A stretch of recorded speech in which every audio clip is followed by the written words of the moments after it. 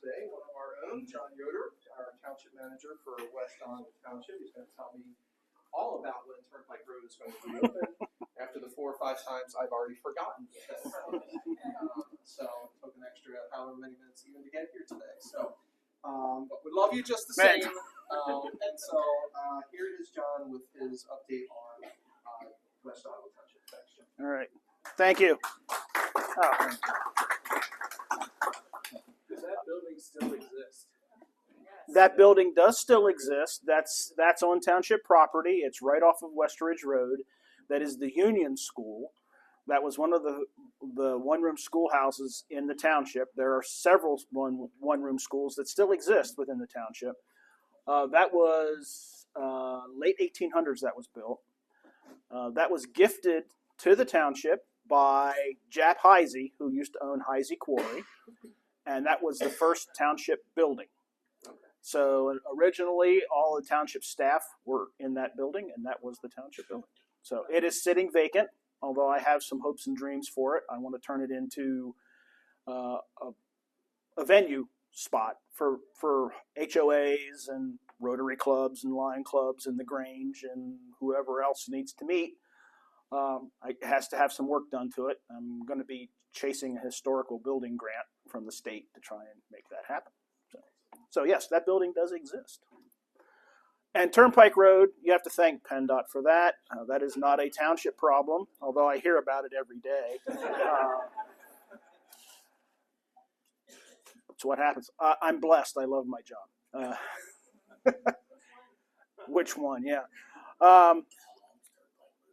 It's going to be closed until the end of August. It's taking them a month to put a pipe across the roadway. So that was a project a couple of years ago. I think you remember PennDOT paved Turnpike Road, and they did some pipe crossings at that point in time. For whatever reason, they decided not to do this one when they were doing all the other ones, and now they're doing this one. So I don't pretend to even understand the thought process, but job security. There you go. So, oh, thank you. So I'm going to talk a little bit about West Donegal. This is maybe old hat for some of you. We were settled in the early 1700s. We were incorporated in 1838. Includes the villages of Reams and Newville. We have a Newville resident with us today, Mr. Wayne Heisey. 15.6 square miles. The last time I spoke to you guys, we had about 60 miles of roadway. There are now 65 miles of roadway within the township. We keep getting new development roads dedicated to the township. So right now we're at 52 township and 13 state. So that's where we are from a kind of a general information perspective. That's how our population breaks down. This is a density map. So obviously the darker spots are where the density is. We are currently right around 9,100 residents. We've been growing at the pace of about 75 residents a year and have been since about 2010.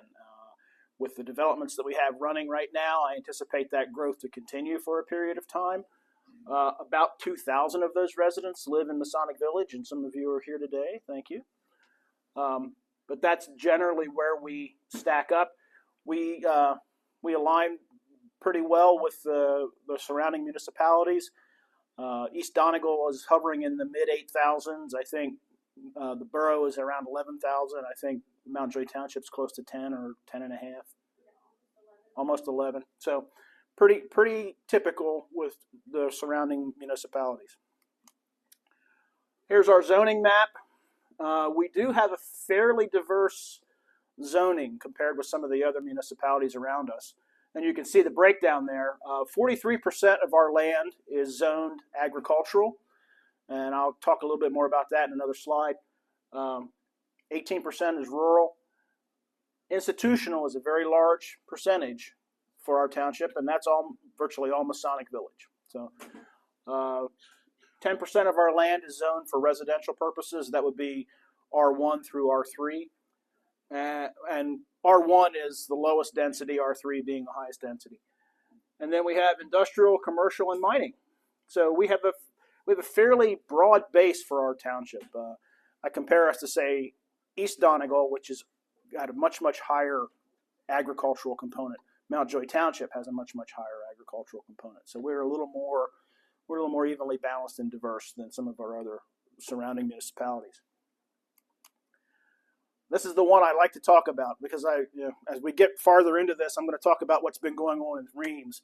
And I've been, I don't know, crossing swords is maybe the wrong term to use with residents who, every time something gets built, scream about farmland going away. Well, a couple of really interesting facts, and some of you may already know this, but here we go. Lancaster County, if you're not aware, is the #1 county in the entire nation for farmland preservation. There is no other county in the nation that does a better job at this than Lancaster County. So Lancaster County is #1 in the nation. West Donegal is #5 in the county.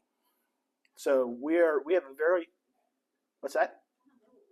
I only know what West Donegal's ranking is. I haven't followed the other ones. But we're #5 in the county for percentage of farmland preserved. We have about 43% of our land mass is zoned agricultural, but in reality, 51.5% of our land mass is being farmed. And part of that is because a portion of the institutional land at Masonic Home is also farmland. So, and we also have some residential pieces that are big tracts that are zoned residential, but are still in farm. So they could potentially someday be developed, depending on how things go. 67% of our ag land is preserved, either by the Lancaster County Ag Preserve Board or through the Lancaster County Farm Preservation or Farm Trust. And some of you may or may not know who Gene Garber is. How many people know who Gene Garber is? Okay, you all know who Gene Garber is.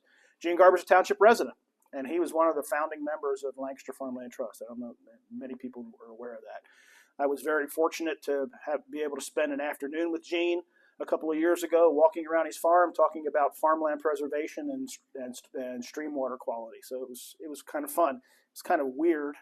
I get my little fanboy and geeked out for about 10 seconds. And here I am walking around with Gene Garber, who I used to watch pitch in the major leagues. But it was a lot of fun. It was a good afternoon.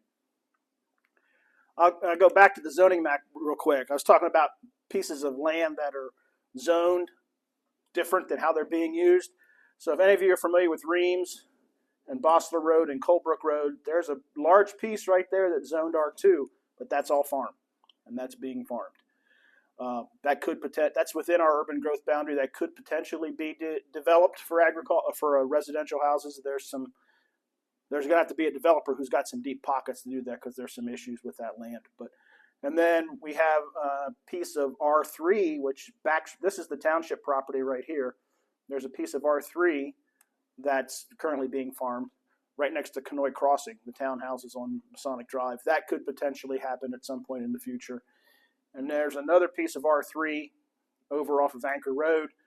The owner of that property has pretty much said they'll go to their grave before anybody does anything to that property. So I don't see that happening.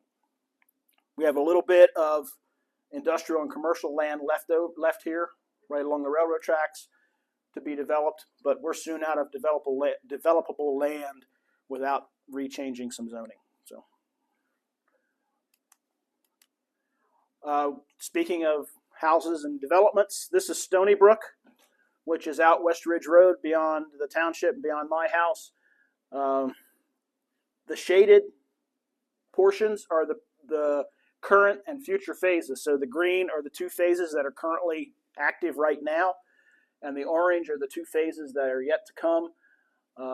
But I would anticipate in the next 5 to 10 years that development is going to be complete. And that's another. Well, I think this is about 24 residence homes. This is another 35, I believe, and then there's 96 or 95 duplexes in phase 4A and 4B. And then we're pretty much finished from a housing development standpoint. So doesn't the sewer have to be expanded into that? So how does that work? Like, who pays for that expansion? And The like a fee? Oh yeah, the developer typically pays to expand sewer, and these developments don't get approved unless the sewer capacity exists. So the whole entire Stony Brook development was approved in 2013, and the sewer capacity was accounted for at that time. So when people see developments getting built, I saw on Facebook when the developments in Mount Joy Township. Thank you, Deb. You kind of keep the focus off of us for a little while. When those developments went, everybody's on Facebook. How are they going to deal with the sewer? Well, the reality is those developments don't get approved unless the sewer capacity already exists.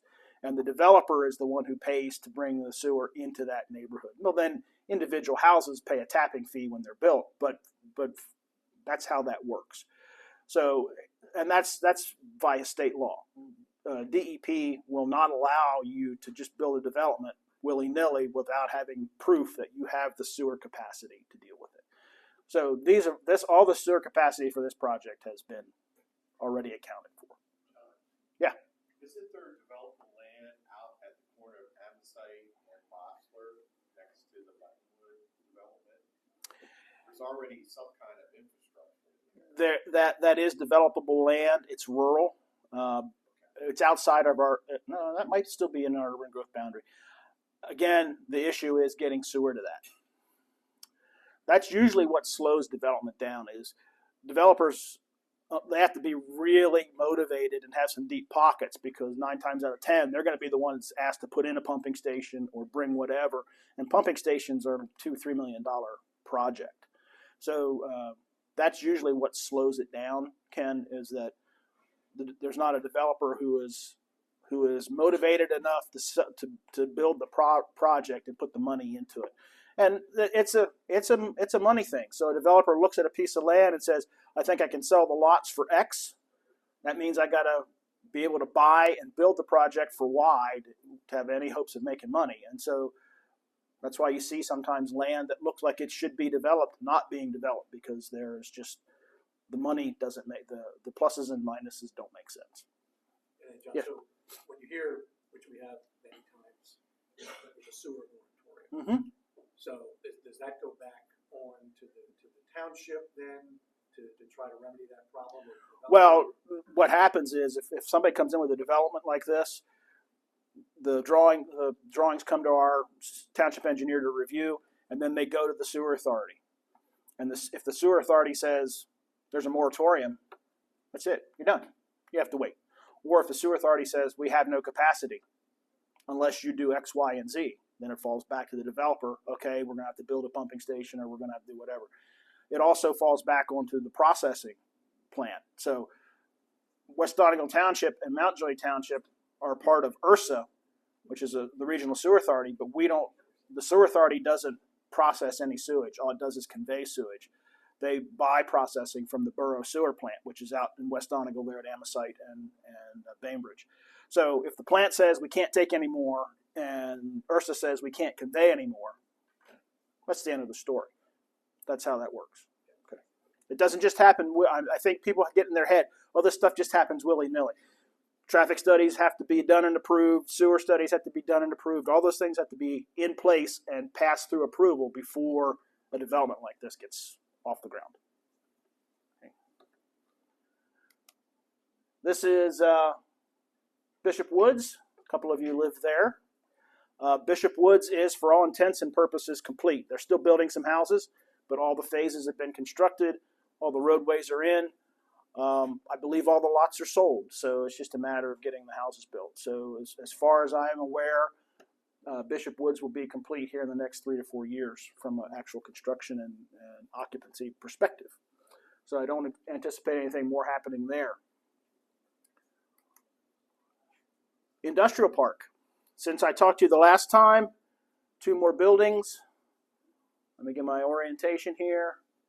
These 2 buildings right here were built since I spoke to you about 3 or 4 years ago. And right now in planning, we have 1 last building to be built right in that location.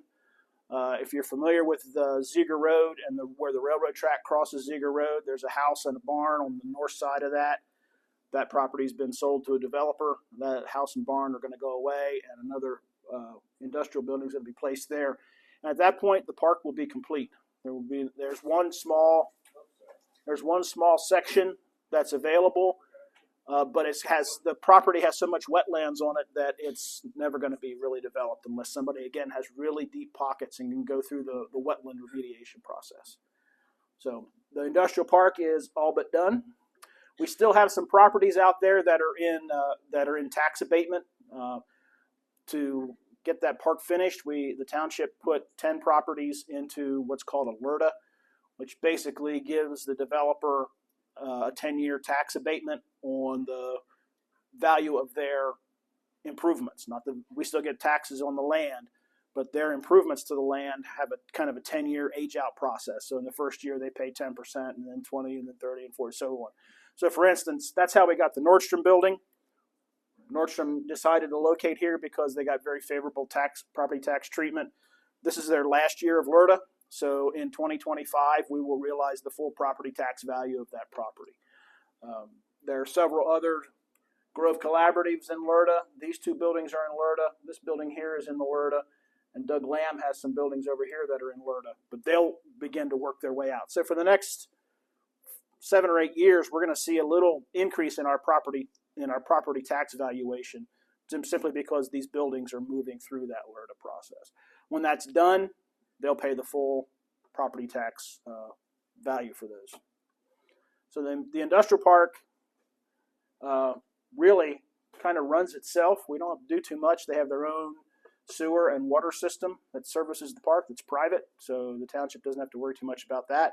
We plow and maintain the roads, and that's about our lift in that area. We are working with new owners. I don't know if you're aware, the Elizabethtown there's an Elizabethtown Industrial Railroad. How many people knew that Elizabethtown had a railroad? Elizabethtown Industrial Railroad exists. They have new owners. The owners also own the Columbia and Reading Railroad, which is a little couple of sidings down in Columbia, and these sidings up here. They're very forward-looking, and they want to develop the property. And we're doing a partnership with them on a multimodal grant to upgrade their lines and the railroad and the grade level crossings and widen Ziegler Road. And they have visions of a transshipment facility along some of their sidings just off of Bossler Road, which would be a shipper would park, like a bulk hopper of liquid or grain or something on the siding, and then a truck would come in. It would get transferred to the truck and then taken wherever. So from the Keystone, it'll come in off of Amtrak's right of way. Norfolk Southern runs freight on Amtrak's right of way, so Norfolk Southern will be delivering cars to that siding, and then the Elizabethtown Railroad will be handling it from there on. But that's exciting to see. There's also a couple of spots in the industrial park that have rail capability, and they're trying to work on getting those activated. So it's good to see somebody. I mean, the Elizabethtown Industrial Railroad was kind of lagging for a while, and now they have some new life and some new blood. It's kind of interesting to watch. We're going to move to Reams now, because there's a lot happened in Reams in the last couple of years that got everything everybody upset and excited. So one of the first things that happened was the school district decided to close Reams Elementary School, and the township was a little bit involved with that because we were helping provide population projections and development projections. And I think everybody has the misconception, they see a house being built and they immediately say, oh, well, there's kids for school. The reality is most of the houses we see going into Stony Brook and to a lesser extent Bishop Woods are empty nesters. And a lot of them are coming here from New York and New Jersey and other high tax places. And they can move here, move into a really nice house in a nice development, and save thousands and thousands of dollars on property tax and cost of living. So we're seeing a large influx of New York and New Jersey and other locales into West Donegal, into Stony Brook, and into Bishop Woods. And there's a few of them. I would say the exception to this rule is that some of the houses do have families with kids, but a vast majority of them do not. So I think people get the idea, well, you're building a housing development, that means there's going to be children. Yes, there may be some children, but not to the level you think. And I did just see a news article that right now the birth rate in the United States is under 2. So that means enrollment in schools is going down, not going up. We're not even replacing ourselves, people. We're not even replacing ourselves. The birth rate is under 2. that's a national average. I'm sure it's higher in Lancaster County, but in general, the birth rate is under 2 across the country, which is kind of scary when you think about it. Particularly for me, I'm 60, which means in 7 years I'm going to be looking at Social Security. I'm going to maybe get some of my money back, maybe. But if there's not enough people coming in the other side of the system, it's a giant Ponzi scheme. We all know that, right? Anyway, back to Reams. The Catherine Hershey Schools, if you're not aware, Catherine Hershey Schools bought the Reams facility, and they are going to turn it into a early childhood development facility. We're in the land planning stages with them right now. We expect to see the building permit before the end of the year, and they hope to be operational in 26. So that facility is being turned into one of the Catherine Hershey Schools. If you're in Hershey and you drive by their location, that one's huge. That's their ground up one. That's absolutely beautiful. But they're doing a really nice job here too, and they're really going to bring some life back into that corner of Reams. And I think everybody's going to be thrilled. I know the residents of Reams kind of, and rightfully so, lost their minds a little bit when the school district said we were going to shut it down. But I think that turned around when they saw what was coming. So I think everybody's pretty happy about that. Township's very happy about that. The other thing that's happened in Reams is another warehouse was built, and that's in behind the old Cope's Corn, Agrifrost, Sudano's cold storage facility. This is one of those situations where I had to explain to people, yes, that land was being farmed, but it's been zoned industrial for over 20 years. So if somebody buys it and decides they want to put a warehouse on it, if they can meet all of the criteria, you can't stop them. Well, you can try to stop them. You'll wind up in court. But so that one is complete. The construction is complete. I was just speaking with the developer a couple of weeks ago, and they're in the process of lining up their first tenant for that spot. So I anticipate that one being filled here shortly. And again, that from a township perspective, that's a huge boon to the township, because now a piece of land that was maybe generating a couple of $100 in property tax is now going to generate thousands of dollars in property tax. So that's and I'll say this to all the township residents in the room, yes, development looks scary sometimes and you don't like it, but if you allow development to happen carefully in certain places, it helps keep your property tax rate down, because as the base grows, and if the base grows along with your expenses, that means you can continue to provide services without raising your property tax, which we've been very fortunate. Township has not raised property taxes in 5 years. So, what's that? No, because they were ready to develop. They didn't need any incentive. Yes, Jeff. So I know they're not in your township, but like a lot of the there's a ton of new warehouses on the road going to Middletown. And I could be wrong, but a lot of them appear to be vacant still. Like they don't have Yes. tenants. Yeah. So like, what is the carrying rate for warehouses? Like, how long do they stay vacant? And is it an inevitability that they're going to have tenants, or what happens if they don't get tenants? Well, if the developer or the owner who built it on spec never gets a tenant, I mean, he faces some financial situation. Once it's built, you owe the property tax on it every year, regardless of whether there's a tenant in it or not. So that's the big gamble that some of these developers took.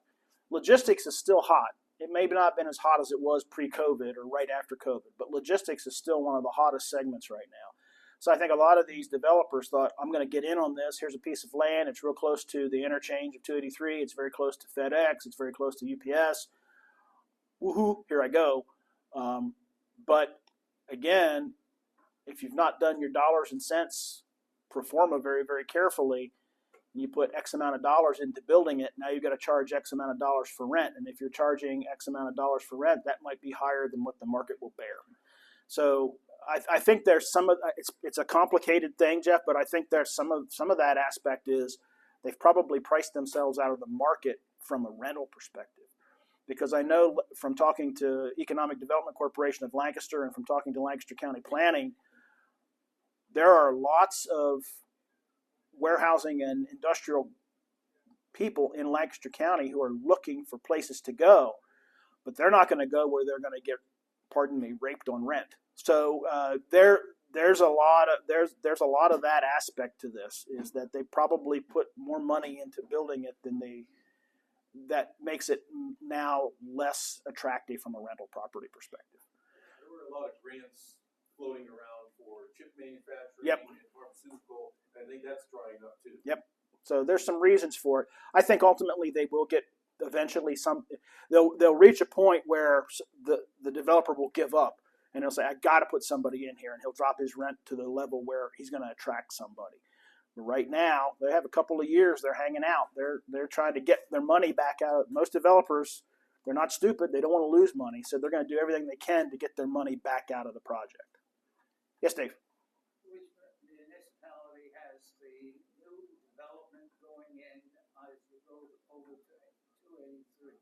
From where? From back of the shopping centers. That's Mountjoy Township. Okay.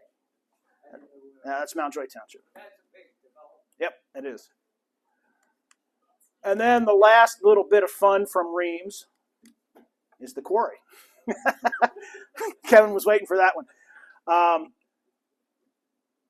It's almost 2 years ago now. The quarry purchased 30 acres from the adjacent Wagamuth farm. This is on the west side of the quarry, away from Reams, not towards Reams. Reams is over here. The township agreed to rezone those 30 acres to mining and mineral extraction, and the quarry is now in the final stages of getting DEP approval from the mining division to extend their permit into that 30 acres. This was a real bone. This is where I really started to dig into the farmland issue, because we had a lot of people screaming about taking farmland from taking this 30 acres. And then when I was able to tell them, well, yeah, they took that 30 acres, but here's the overall picture of the township, it helped a little bit. They still don't like to see farmland go away. Nobody does, really. But that 30 acres is where the mineral is. A lot of questions come up. Why can't you just put a quarry somewhere else? No, you quarry where the mineral exists. You just don't dig a hole in the ground and get rock out. You go where the mineral exists. So right now, they're very deep here. They have another 5 or 6 years that they can go, and then they're going to be tapped out. If you look at this side of the quarry, the mineral right here is within feet of the surface. So there's very little overburden to remove. They can go right to quarrying rock almost immediately. What's that? Limestone. It's exclusively limestone. 90% of that limestone stays in Lancaster County. There's a lot of people who say, all that stuff's going to New Jersey, because R.E. Pearson is a New Jersey company. And a lot of people say, well, all that limestone goes to New Jersey. Why are we letting New Jersey take? Well, New Jersey gets about 10% of that limestone. And in return, we get sand, which we don't have. So it's fair trade. But 90% of that limestone stays in Lancaster County or in Dauphin County. It does not leave the region. Truth be told, the township buy all our stone from R.E. Pearson. It takes us 2 minutes to get stone and very little money. Otherwise, we're driving to Wrightsville, or we're driving to East Petersburg, or we're driving to Lidditz to get stone, and that's time and diesel wasted. So I have not heard whether this permit is complete yet. Last time I spoke to the permit coordinator at DEP, she thought it would be another month or so. So I anticipate it being approved, and there'll be a whole nother little kerfuffle in Reams that the quarry got approved. But I anticipate DEP approving that expansion of the permit. Do they have to remediate that at all when they're done? Yes, there is a plan. There's a remediation plan for the quarry. What's it involve? It involves mostly pushing overburden back into the hole and planting. Well, you're never going to completely fill the hole because you took all the stone out of it. But the overburden will most likely go back in. It'll probably get fenced, and it'll wind up being water, because they actively dewater. So they're pumping water out continually, 24 hours a day. They pump water out of that quarry. one question. Yeah. What's the most exciting thing that's on your plate every day? And I recognize that it's very busy. The most exciting thing on my plate? We'll get to this. We'll get to it at the end. Okay? We'll get to it at the end, Dave. We did complete our MS4 stream bank project on the Conoy Creek. We did 1,000 feet of stream bank. This is Miller Road. This is the sewer pumping station for those of you who know the area. And we did the Conoy Creek. This is the entire stretch on the Dwight Ongst property. That was completely remediated and the stream banks laid back and plantings and everything done. It now, instead of the water rushing through there in a high water event, the water comes in there and slows down and spreads out, which is what you want to have happen. That was our project that we had to do for our last permit phase of MS4, and we completed that on time. We paid for that with ARPA money. The township, how many of you are familiar with ARPA? The American Recovery Plan Act. It came out of COVID. All the municipalities got money out of it. West Donegal got about $1 million. I don't know how much you got it in Mount Joy Township, Deb. We're using that to do infrastructure projects. So we paid for that project using ARPA funds. We have some stormwater projects that we're going to do in Furnace Hill Road and Bosler Road that will wipe out the rest of that ARPA money. We didn't do, Lancaster City used ARPA money to pay for police salaries. Well, that's a loser in my mind, because when the ARPA money runs out, how are you going to do? You're going to either going to lay off police officers, or you're going to do what they did. They shut down 2 firehouses. So we're using it for one-time use for infrastructure projects. So we were able to pay for that without raising any property tax, and that's complete. So issues. These are okay, Dave. We'll talk about the things that are concerning me. The biggest one is MS4. We just completed our project, and our permit cycle was supposed to end December of 23.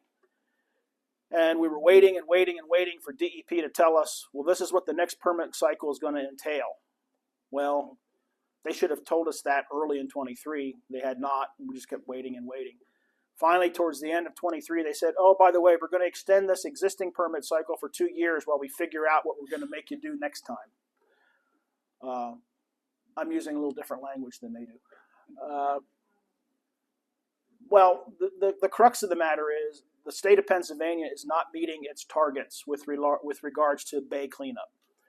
So EPA at the federal level is putting pressure on Pennsylvania DEP to improve the state's performance with regards to nutrient and soil runoff into the bay, because we're not meeting our targets. And so now, this is the thing that keeps me up at night, Dave. We don't know what DEP is going to say to us for this next permit cycle, and we don't know what kind of things we're going to have to do. And again, this is all unfunded mandates. This is stuff that comes from the feds down to the state, and then it goes from the state to the municipalities. And as they say, you will do X, Y, and Z.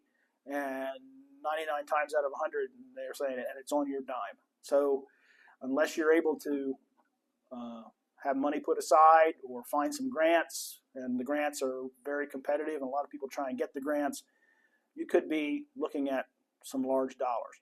So end of 23, they said, oh, we're going to extend the permit cycle for 2 years. And about 3 months ago, they said, oh, we might do a 3rd year. So we're in limbo for the next 3 years. We don't know what we're going to face. We don't know how to plan.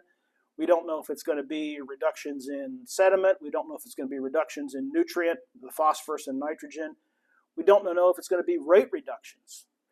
And there's some thought that it might be stormwater rate reduction. So we're going to have to figure out how we keep the stormwater from actually getting to the creek, which doesn't make any sense to me, because that's where the water wants to go. But somehow we're supposed to reduce the amount of stormwater going off land, unless you're infiltrating everywhere. And that's a wonderful idea when you live in karst geology. So let's, which is sinkhole territory. So let's infiltrate all this water into a place where sinkholes exist. So none of this makes any sense. So that's the big thing that kind of keeps me awake at night, Dave, is what are we going to face in the coming years from the stormwater? Isn't that statewide? No, it's on a township by township basis. so that you have to reach a certain level of population density before you ever become like Kenoi Township. They have a waiver. They don't have to participate in MS4. They have a waiver for the next cycle as well. So if you're a smaller township, you're not participating in it. So it's the townships with population density that are on the hook. So don't know what's coming. The other thing that keeps me up is we're having a staffing issue. So we had to part ways with our roadmaster, and I'll say no more about that other than we had to part ways with our roadmaster. So I'm wearing that hat right now.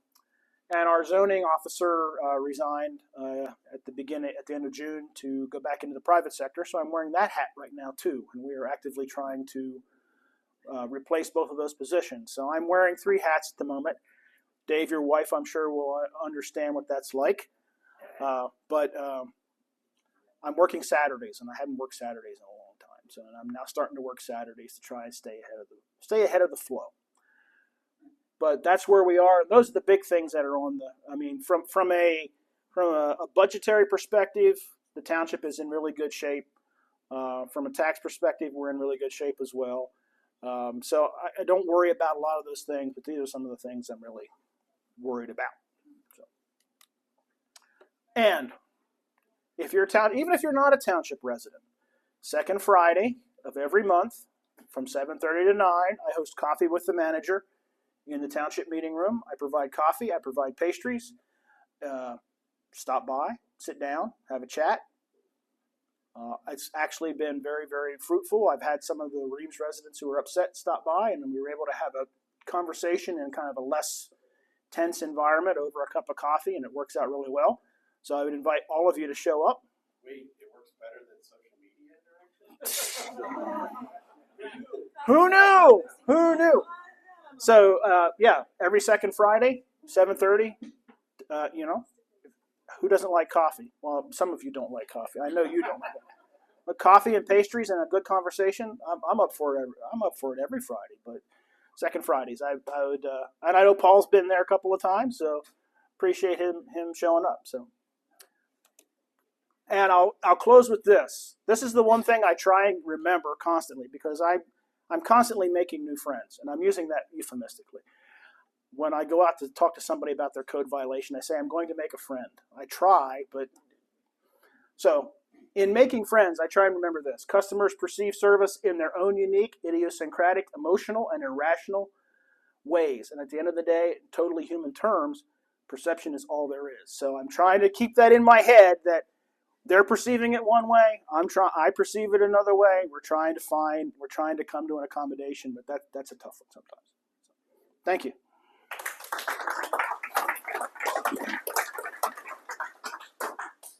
Thank you, John. Appreciate your time and good timing. I think you rode out the rain. Yeah. So I appreciate that. So everyone have a great. Oh, sorry, please. I do want to thank John